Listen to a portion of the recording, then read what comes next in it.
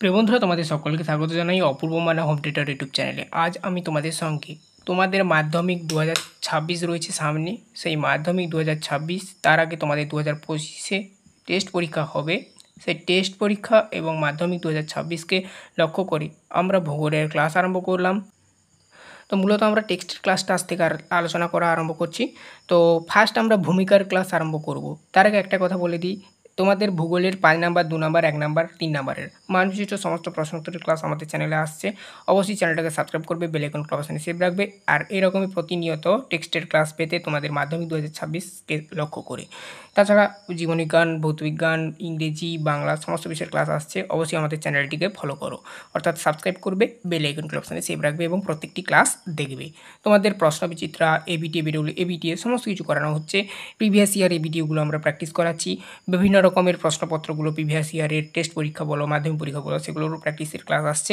অবশ্যই সাবস্ক্রাইব করে bell icon অপশনে সেভ রাখবে।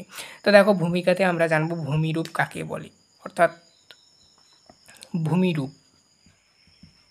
সেই ভূমিরূপ কী জিনিস সেই সম্পর্কে জানবো।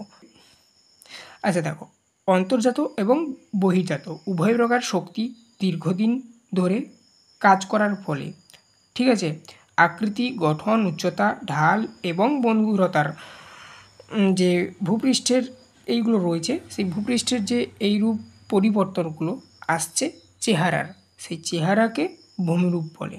ঠিক আছে, ধরো সাপোজ আমি একটি পাহাড়ের উদাহরণ দিচ্ছি। এটা একটা ধরো পাহাড়, দীর্ঘদিন ধরে কি হচ্ছে, বাইরে থেকে বিভিন্ন রকমের শক্তি কাজ করছে, যার ফলে কি এটা ক্ষয় হচ্ছে। ঠিক আছে, আবার ভিতর থেকে বিভিন্ন রকমের শক্তি ক্ষয় করছে। তার ফলে কী হচ্ছে, এর ভিতর থেকেও বিভিন্ন আকৃতিগত পরিবর্তন হচ্ছে। ক্ষয় হতে থাকতে থাকতে এই পাহাড়টা একদিন ক্ষয় হতে থাকতে থাকতে সমতল ভূমিতে পরিণত হয়ে যাবে। তো এইরকমই বিভিন্ন রকমের ভূমিরূপে যে বিভিন্ন পরিবর্তনগুলো, সেটাই হচ্ছে ভূমিরূপ মূলত। আর এই পরিবর্তনটা মূলত হয় অন্তর্জাত শক্তি এবং বহির্জাত শক্তির ফলে। এটা একটু জেনে রাখো। এরপরে আসছি বহির্জাত প্রক্রিয়া কী জিনিস। পরবর্তী পয়েন্ট আমরা মূলত যে ক্ষয় হয়, বহন হয়, সঞ্চয় হয়, তাই ভূমিরূপের মানে দেখা যায়। এরপরে আসছি এবারে আমরা বহির্জাত প্রক্রিয়া, তার যে সেইটা বহির্জাত প্রক্রিয়া এটা কী জিনিস বা কাকে বলে সেই সম্পর্কে জানব। বহির্জাত প্রক্রিয়া কী না, ভূপৃষ্ঠে এবং ভূপৃষ্ঠের মানে সামান্য নিচে, অর্থাৎ উপপৃষ্ঠীয় অংশে পরিবর্তন বা বিবর্তন সম্পন্নকারী প্রক্রিয়াগুলি বহির্জাত প্রক্রিয়া। আর এই প্রক্রিয়ায় যে সকল শক্তিগুলো অংশগ্রহণ করে সেগুলোকে মূলত বলা হয় বহির্জাত শক্তি। বোঝা গেল? এরপর আমরা আসছি বহির্জাত শক্তিসমূহ। এই যে আমি এক্ষুনি বললাম যে এই যে এর বাইরে এবং ভিতরে, ঠিক আছে, মানে ধরো এটা ভিতরে এবং বাইরে, আমি একটা যে মালভূমির উদাহরণটা দিয়ে বুঝিয়েছিলাম বা পাহাড়ের উদাহরণটা দিয়ে বুঝিয়েছিলাম, যার কেন, তো সেখানে কী করছে, বাইরের থেকে একটা শক্তি কাজ করছে আর ভিতর থেকে একটা শক্তি কাজ করছে, দুটো শক্তি কাজ করছে। সেটা হচ্ছে এই বহির্জাত প্রক্রিয়ার অন্তর্গত আর কি। আর এই যে শক্তিগুলো কী কী এবারে আমরা জানবো, অর্থাৎ বহির্জাত শক্তিসমূহ। আচ্ছা, বহির্জাত প্রক্রিয়ার ডিটেলস একটা সংজ্ঞা হয়, আমি একটু পরে বলবো, সেটা আমি লিখেও দেবো, তোমরা চাইলে খাতাতে নোট ডাউন করবে। বহির্জাত প্রক্রিয়ার শক্তিসমূহ আমাদের নেক্সট পয়েন্ট আলোচনা হবে এবারে। আচ্ছা, বহির্জাত প্রক্রিয়ার শক্তিসমূহগুলো কী কী শুনতে থাকো। বহির্জাত প্রক্রিয়া মূলত দুই প্রকারের। কী কী? স্থিতিশীল এবং গতিশীল। অর্থাৎ বহির্জাত প্রক্রিয়ায় যে সমস্ত শক্তিগুলো কাজ করে তা মূলত দু প্রকার। শক্তিগুলো মূলত দু প্রকার। এক নাম্বার হচ্ছে স্থিতিশীল শক্তি, আর 2 নাম্বার হচ্ছে গতিশীল। এর শব্দটার মধ্যেই কিন্তু একটু তোমরা আশা করি অনুমান করতে পারছো শক্তিগুলো কী কী হতে পারে। গতিশীল মানে গড়িয়ে চলা, যাই হোক, বা জোর কদমে কাজ করা আর কি। এরপরে আমরা ডিটেলস জানবো। আচ্ছা দেখো, স্থিতিশীল শক্তি সম্পর্কে এবারে আমরা জানবো। এই স্থিতিশীল শক্তিটা কী জিনিস দেখো বলছি। সূর্যকিরণ, বায়ুচাপ, আর্দ্রতা, মেঘাচ্ছন্নতা, অধ্যক্ষেপণ প্রভৃতি হলো স্থিতিশীল শক্তি। তাহলে কী কী? সূর্যকিরণ, বায়ুচাপ, আর্দ্রতা, এগুলো কি স্থিতিশীল শক্তি। এবারে আসছি এবারে গতিশীল শক্তি কী জিনিস জানবো। গতিশীল শক্তি হচ্ছে নদী, হিমবাহ, বায়ু, সমুদ্র তরঙ্গ, জোয়ার ভাটা প্রভৃতি হচ্ছে গতিশীল শক্তি। কেননা এগুলো এক জায়গা থেকে অন্য জায়গায় বহন হচ্ছে। স্থিতিশীল কেন? সূর্য, না সূর্য এক জায়গায় স্থির থাকে।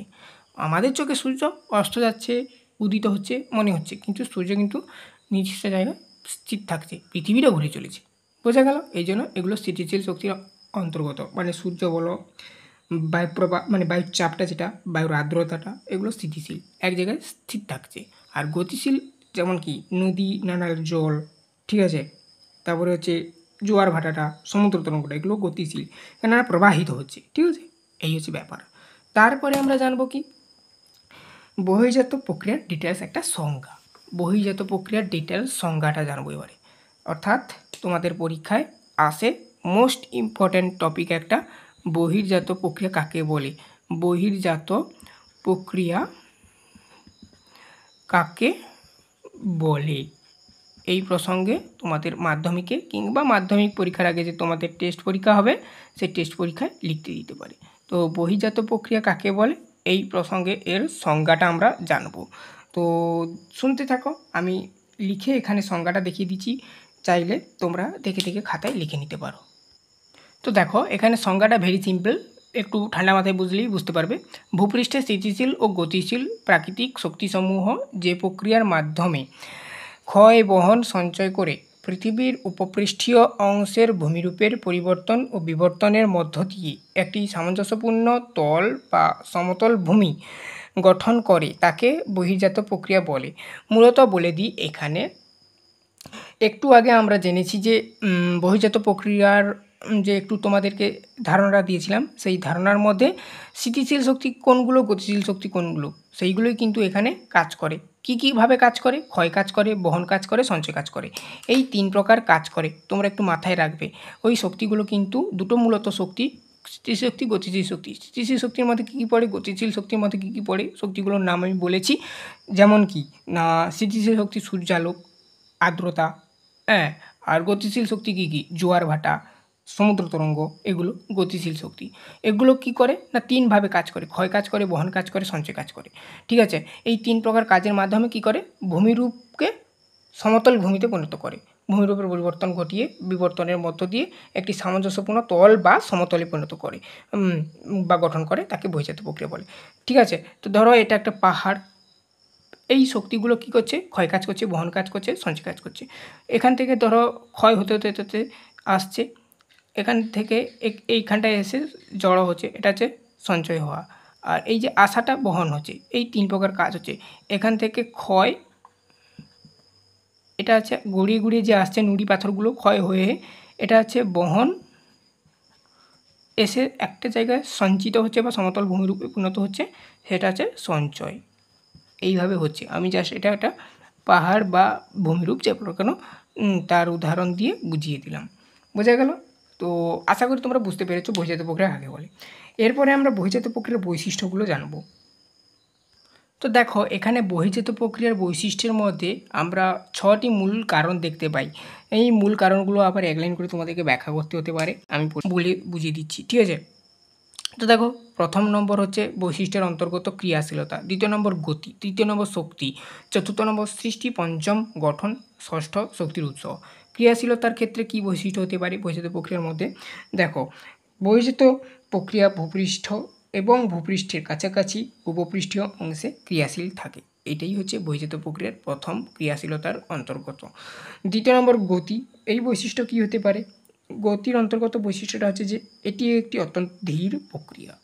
এবার তৃতীয় নম্বরে আসছি বহির্জাত প্রক্রিয়ার যে শক্তি, এই বৈশিষ্ট্যটার ক্ষেত্রে কী হতে পারে, মানে শক্তির বৈশিষ্ট্য কী রয়েছে বহির্জাত প্রক্রিয়ার ক্ষেত্রে, যে এই প্রক্রিয়া মানে স্থিতিশীল ও গতিশীল প্রাকৃতিক শক্তির একক বা যৌথভাবে কার্যকারী। স্থিতিশীল শক্তির ক্ষেত্রে হোক কিংবা গতিশীল শক্তির ক্ষেত্রে হোক, ঠিক আছে, দুটো শক্তির ক্ষেত্রেই। আবার বলছি, স্থিতিশীল শক্তির ক্ষেত্রে হোক কিংবা গতিশীল শক্তির ক্ষেত্রে হোক, এই যে শক্তিটা দুটো ক্ষেত্রেই এককভাবে কার্যকারী, এটাই লিখবে। তৃতীয় নম্বরের পর চতুর্থ নম্বর পয়েন্ট, বহির্জাত প্রক্রিয়ার বৈশিষ্ট্যের অন্তর্গত সৃষ্টি। এর আবার সৃষ্টিটা কী বৈশিষ্ট্য রাখে বা কী ভূমিকা পালন করে? বহির্জাত প্রক্রিয়ায় প্রাথমিক ভূমিরূপের উপর গৌণ ভূমিরূপ সৃষ্টি করে।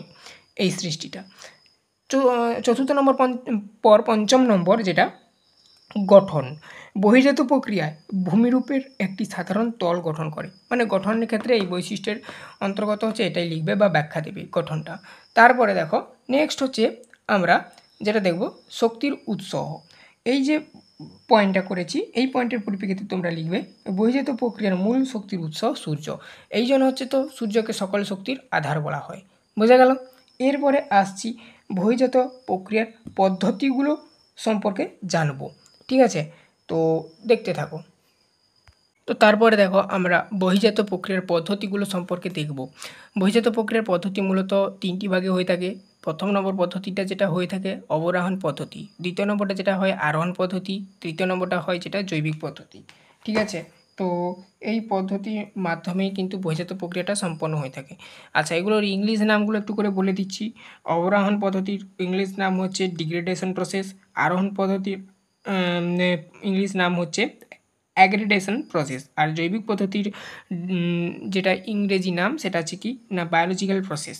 ঠিক আছে, তো এই অবরোহণ পদ্ধতি কী জিনিস না প্রাকৃতিক যে সমস্ত শক্তিগুলো তা ক্ষয়কাজ দ্বারা ভূমিরূপের উচ্চভূমিগুলি মূলত যেগুলো থাকে, ধরো একটা পাহাড় তার উঁচু যে চূড়ার অংশ, এই চূড়ার অংশটি অতটা ধরো এখান থেকে এতটা, ঠিক আছে, কী হয় না উচ্চতা হ্রাস পায়। ঠিক আছে, এই পদ্ধতির মাধ্যমে মূলত উচ্চতা হ্রাস পায় এবং তা নিচু ভূমিতে আস্তে আস্তে মানে ক্ষয় হতে হতে হতে হতে হতে হতে এরকম ক্ষয় হয়ে হয়ে হয়ে হয়ে নিচু হয়ে আসছে। ঠিক আছে, তো নিচু ভূমিতে পরিণত হয়। এই পদ্ধতিকে বলা হয় অবরোহণ পদ্ধতি। এটি আবার মূলত তিনটি পদ্ধতিতে হয়। এই অবরোহণ পদ্ধতির তিনটি ভাগ রয়েছে। কি কি না মানে অবরোহণ পদ্ধতিটা সম্পন্ন হয় আর কি কী কীভাবে হয়, ক্ষয় হয়, এটা একটা পদ্ধতি, অর্থাৎ এটাকে ক্ষয় সাধন প্রক্রিয়া বলা হয়। ক্ষয় সাধন পদ্ধতি বা ক্ষয় সাধন প্রক্রিয়া 1 নাম্বার। 2 নাম্বার যেটা সেটা হচ্ছে কি অপসারণ। 3 নাম্বার কীটা হয় না হচ্ছে পুঞ্জিত ক্ষয়, পুঞ্জিত স্থলনও বলা হয় এটাকে। ঠিক আছে, স্খলন। এই 3 প্রকার হয় এই মানে আবরোহণ পদ্ধতিটা। এটা হচ্ছে 3টি ভাগ আবরোহণ পদ্ধতির। ঠিক আছে, এবারে আসছি আমরা আরোহণ পদ্ধতি কাকে বলে সেই সম্পর্কে একটু বলে দিচ্ছি, শুনে রাখো। প্রাকৃতিক শক্তির সাহায্যে, ঠিক আছে, যে কোনো প্রাকৃতিক শক্তি বায়ুপ্রবাহ হোক কিংবা জোয়ার ভাটা হোক এগুলো, ঠিক আছে, ক্ষয়জাত পদার্থের সঞ্চয় বা অবক্ষেপের ফলে ভূমিরূপ ভাগের নিচু স্থান যখন ভরাট হয়ে উঁচু হওয়ার পদ্ধতিটাকে আরোহণ বা অবক্ষেপণ পদ্ধতি বলে। এই প্রক্রিয়া গতিশীল প্রাকৃতিক শক্তির সঞ্চার দ্বারা ঘটে। মানে কি হয় আমি যেমনটা এখানে বুঝিয়েছিলাম, ক্ষয় হচ্ছে দেখেছিলে এই ছবিতে বা ডায়াগ্রামে। তারপরে কি হচ্ছে ধরো এটা এতটা অংশ ক্ষয় হয়ে গেছে, এতটা অংশ যে চূড়াটা ছিল ক্ষয় হয়ে গেছে, এই জন্য চূড়াটা রাখছি না। ঠিক আছে, তো পাহাড়টা ক্ষয় হয়েছে, এতটা এসছে। এই যে ক্ষয় হওয়া অংশগুলো কী হয়েছে না গুঁড়িয়ে গুঁড়িয়ে গুঁড়িয়ে গুঁড়িয়ে পাহাড়ের গা বেয়ে গুঁড়িয়ে গুঁড়িয়ে গুঁড়িয়ে গুঁড়িয়ে নুড়ি পাথর বিভিন্ন বড় বড় পাথর যখন ল্যান্ডস্লাইড হয় তোমরা দেখেছ, তো কী হচ্ছে গুঁড়িয়ে গুঁড়িয়ে এসে সঞ্চিত হচ্ছে এক জায়গায়। সেই যে সঞ্চয় হওয়ার যে পদ্ধতি এবং সঞ্চয় হওয়ার ফলে কী হচ্ছে একটা ভূমি গঠন হচ্ছে বা ভূমিরূপ গঠন হচ্ছে, সমতল ভূমিভাগে পরিণত হচ্ছে। এই যে গঠন হওয়া, সেই গঠন হওয়ার পদ্ধতিটাই হচ্ছে মূলত 2 নম্বর পয়েন্টটা, অর্থাৎ আরোহণ পদ্ধতি। এটা কিন্তু সঞ্চয়ের পদ্ধতির অন্তর্গত। ঠিক আছে, উঁচু স্থান নিচু হয় এবং ভরাট হয়। ঠিক আছে, এরপরে আমরা যেটা জানব জৈবিক পদ্ধতি। তোমাদের নির্দিষ্টভাবে এখানে ততটা একটা তুলে ধরার নেই, তবু বলে দিচ্ছি। উদ্ভিদ প্রাণী এবং মানুষের কর্তৃক যখন ভূপৃষ্ঠের অসমতল বা বন্ধুরভাগ, যেমন কী কী হতে পারে আবহবিকার, ক্ষয়, পরিবহন, সঞ্চয়, এগুলো কী হয় বিভিন্ন প্রক্রিয়া, এগুলো এই প্রক্রিয়াগুলোর দ্বারা যখন প্রায় সমতল ভূভাগে পরিণত হয়ে যায় ভূমিভাগটা, সেটা হচ্ছে একদম শেষ পর্যায়ে এবং সেটাই হচ্ছে জৈবিক পদ্ধতি। বোঝা গেল? তা এখানে আর একটু কিছু জিনিস তোমাদেরকে জানতে হবে, যেটা কি না আবহবিকার কাকে বলে, পুঞ্জিত স্খলন কাকে বলে, পর্যায়িত ভূমি কাকে বলে, ক্ষয়সীমা কাকে বলে। আচ্ছা, এগুলোর উপর বিশেষ করে 2 নম্বরের প্রশ্ন হয়, সেগুলোর আলোচনা করা রয়েছে। তবুও আমি বলে দিচ্ছি আবহবিকার কাকে বলে। দেখো স্ক্রিনে লেখাটা হচ্ছে আবহবিকার বলে পয়েন্ট একটা। কী লিখবে? ভূপৃষ্ঠের শিলাস্তরে যান্ত্রিক চূর্ণ বিচূর্ণ এবং রাসায়নিকভাবে বিয়োজিত ও শিথিল হয়ে একই স্থানে অবস্থানকে আবহবিকার বলা হয়। ঠিক আছে। পুঞ্জিত স্খলন আবহবিকার যে সকল পদার্থ তা অভিকর্ষজ টানে পাহাড় এবং পর্বতের ঢাল বেয়ে। আমি এতক্ষণ কিন্তু এই পাহাড় বা পর্বত একেই সমস্ত প্রক্রিয়াটা বোঝানোর চেষ্টা করেছি। বোঝা গেল? ঢাল বেয়ে ধীরে ধীরে বা দ্রুত নেমে আসার প্রক্রিয়াকে পুঞ্জিত স্খলন বলে। পর্যায়িত ভূমি কি? অসমতল ও উঁচু নিচু ভূভাগ ক্ষয়সীমা সাপেক্ষে পর্যায়ন প্রক্রিয়ায় যে প্রায় সমতল ভূমিরূপে সৃষ্টি করে সেই সমতল সমতল যে পর্যায়, সেই সমতল যে ভূমিভাগটা সৃষ্টি করে আর কি, তাকে পর্যায়িত ভূমি বলা হয়। আর পর্যায়িত ভূমি সৃষ্টিতে পর্যায় বা গ্রেড শব্দটি প্রথম একজন ব্যবহার করেন বিজ্ঞানী, বিশিষ্ট বিজ্ঞানী। তার নামটা কি বলতো? জি.কে. গিলবার্ট। ওকে, মনে রাখবে এটা, গিলবার্ট, বার্ট যেহেতু, গিলবার্ট, জি.কে. গিলবার্ট, ইনি প্রথম পর্যায়ন শব্দটি আবিষ্কার করেন। এটার থেকে এমসিকিউ প্রশ্ন আসে, অবশ্যই তোমরা দেখে রাখবে। এরপরে আসছি ক্ষয়সীমা বা লেভেল অফ ইরোশন, যেটাকে ইংলিশে বলা হয়। গতিশীল প্রাকৃতিক শক্তিগুলি ভূপৃষ্ঠের নিচে যতটা ক্ষয় করতে থাকতে তাকে ক্ষয়সীমা বলে। তাহলে ক্ষয়সীমা কি না? গতিশীল যে সমস্ত প্রাকৃতিক শক্তিগুলো রয়েছে, আগেই আমি ক্লাসে আলোচনা করেছি একটু আগে, গতিশীল শক্তি কোনগুলো, স্থিতিশীল শক্তি কোনগুলো। সেই গতিশীল শক্তিগুলো যেগুলো ভূ অভ্যন্তরে যতটা পর্যন্ত কাজ করে বা ক্ষয় কাজ করে, যা বলো না কেন, সমুদ্রতলকে প্রাকৃতিক শক্তির শেষ সীমা বলে। সমুদ্রতলকে প্রাকৃতিক শেষ সীমা বলা হয়। আচ্ছা, ক্ষয় করতে পারে তাকে ক্ষয়সীমা বলে। আর সমুদ্র জলতলকে প্রাকৃতিক শক্তির দিক দিয়ে শেষ সীমা বলে। ব্যতিক্রম হিসাবে প্লায়ার হ্রদের জলতলকে মরু অঞ্চলে ক্ষয়সীমা বলা হয়। মরু অঞ্চলের ক্ষেত্রে কিন্তু কি না, প্লায়ার যে হ্রদ, সেই প্লায়ার হ্রদের শেষ সীমাকে বলা হয় জলতলকে আর কি প্লায়ার।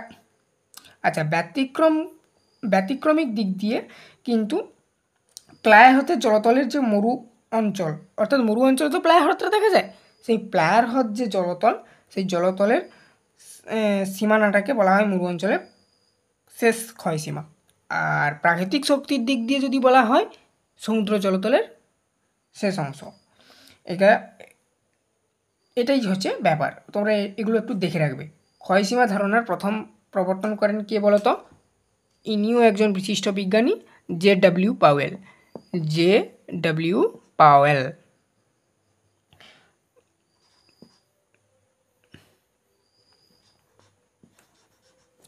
কত সালে যদি বলে তোমাকে, তুমি বলবে 1875 খ্রিস্টাব্দে। তারপরে নেক্সট দেখো আরও কিছু রয়েছে, দেখে আমরা এই চ্যাপ্টারটা মোটামুটি তোমাদের এই যে প্রথম টপিকটি ভূমিরূপ গঠনে বোঝাতে প্রক্রিয়ার ধারণা শেষ করব।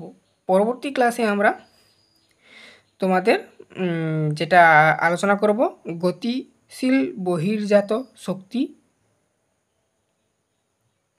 তো এই ছিল আজকের ক্লাস। আশা করি আমরা এই ক্লাসে তোমাদেরকে বোঝাতে পেরেছি ভূমিরূপ গঠনে বহির্জাত প্রক্রিয়া কীভাবে অংশগ্রহণ করে। পরবর্তী ক্লাসে আমরা গতিশীল বহির্জাত শক্তি ও এদের মধ্যকারী অঞ্চলগুলো সম্পর্কে জানব, যার মধ্যে রয়েছে জলচক্রের অংশ হিসাবে নদ নদী, তাদের ভূমিকা কীরকম রয়েছে। বোঝা গেল? তো আজ অবধি সবাই ভালো থেকো, দেখা হবে নেক্সট ক্লাসে।